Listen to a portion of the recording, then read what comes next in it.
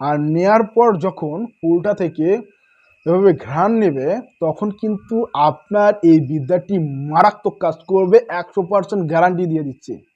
কবিরাজি তন্ত্রমন্ত্র ইউটিউব চ্যানেলে আপনাকে স্বাগতম। প্রিয় দর্শক, আসসালামু আলাইকুম। আশা করি আপনারা সকলেই ভালো আছেন।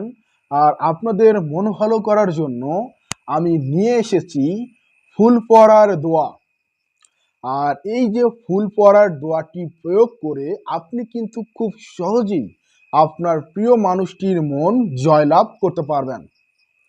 আপনি আপনার প্রেমিক অথবা প্রেমিকাকে আপনার প্রতি আকর্ষিত করতে পারবেন। আপনি আপনার হাজব্যান্ড অথবা ওয়াইফকে নিজের প্রতি আকর্ষিত করতে পারবেন। এছাড়াও যদি আপনি কোনো ব্যক্তিকে শুভেচ্ছা বিনিময় করেন, সেক্ষেত্রেও কিন্তু সেই ব্যক্তির মন আপনি আপনার প্রতি আকর্ষিত করতে পারবেন।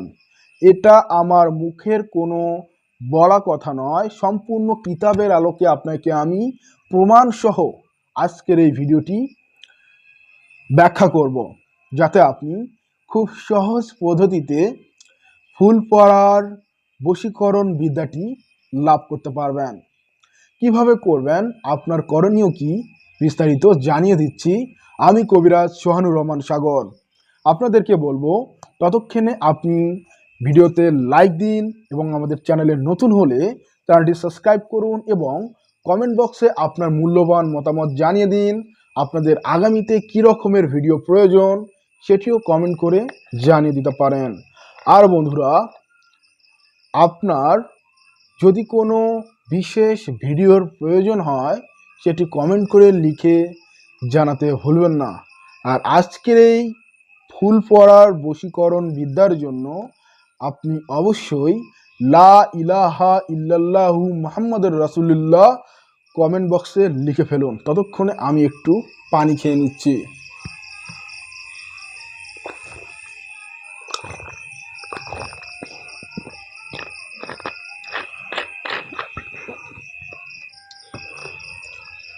লাইক, কমেন্ট, সাবস্ক্রাইব, ওকে, ঠিক আছে। আর এটা কেন চাচ্ছি বলে রাখি, কারণ আমাদের পরিবারটাকে তো বড় করতে হবে নাকি, সেজন্য তো সাপোর্ট প্রয়োজন। তো আপনাদের উৎসাহ পেলে এ ধরনের ভিডিও নিয়ে আসতে অনুপ্রেরণা জাগে এবং আপনারা উপকৃত হবেন। তো যে বিষয় নিয়ে আমি কথা বলার জন্য আজকের এই ভিডিওতে উপস্থিত হয়েছি সেটি হলো যে কোনো ফুলের উপর ছোট্ট একটি দোয়া মাত্র 7 বার উচ্চারণ করে ফু দিবেন, ঠিক আছে। ফু দেওয়ার পর আপনি যার নামে এই যে ফুলটি পড়লেন তাকে গিফট দিবেন অথবা তাকে প্রপোজ করলেন, এমনকি হতে পারে তাকে উপহার স্বরূপ দিচ্ছেন তাকে খুশি করার জন্য। তো যখন সেই ব্যক্তিটা নেবে, নিলেও কিন্তু বশীকরণ হয়ে যাবে। আর নেয়ার পর যখন ফুলটা থেকে এভাবে ঘ্রাণ নেবে তখন কিন্তু আপনার এই বিদ্যাটি মারাত্মক কাজ করবে, 100% গ্যারান্টি দিয়ে দিচ্ছি। জাস্ট এই কাজটি করে দেখুন, খুবই কার্যকারী। এখন আপনি হয়তো বলতে পারেন যে কে রে ভাই তুই, তোর কথা আমি শুনবই বা কেন, আর তোর কথার যুক্তিটাই বা কি, মন গড়া কথা বলতেছিস, আমি এটা কেমনে বিশ্বাস করব। আরে ভাই, আমাকে বিশ্বাস করার প্রয়োজন নেই, কিতাবকে তো বিশ্বাস করবেন নাকি। বড় বড় গুণী পণ্ডিত এবং যারা তদবিরি বিশারদ তারাই তো এ ধরনের পুস্তকগুলি লিপিবদ্ধ করেছে নাকি।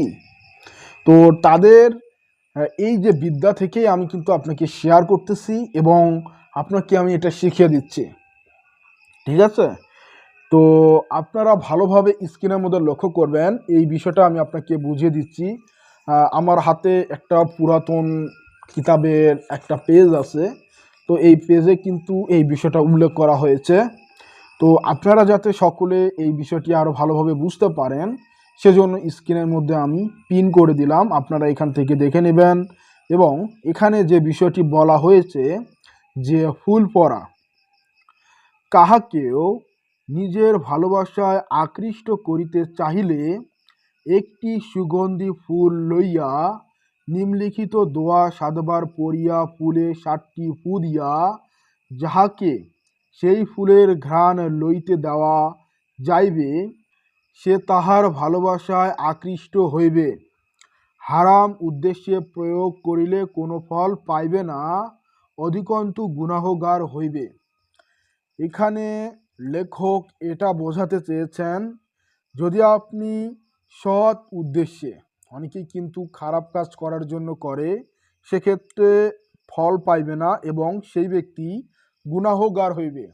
এবং আপনি যদি ভালো উদ্দেশ্যে সৎ নিয়তে একটা সঠিক বাসনা রেখে এই কাজটি করতে চান, যেমন আপনার ভালোবাসার মানুষটাকে আপনি হচ্ছে সৎ উদ্দেশ্যে তার মনে আপনার প্রতি ভালোবাসা সৃষ্টি করে তাকে আপনি একান্তই নিজের করে পেতে চান, ঠিক আছে?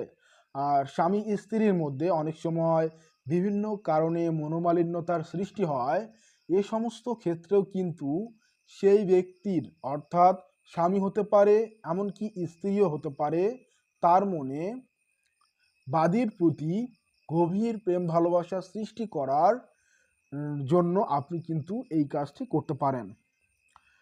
তো সেজন্য আপনাকে ছোট্ট একটি দোয়ার প্রয়োগ করতে হবে ফুলের উপর। আমি আপনাদেরকে এই দোয়াটি কিভাবে প্রয়োগ করবেন এবং বিশেষ যে নামগুলি বলতে হবে, কিভাবে আপনি নাম বলবেন, সেটাও আপনাকে বলে দিচ্ছি।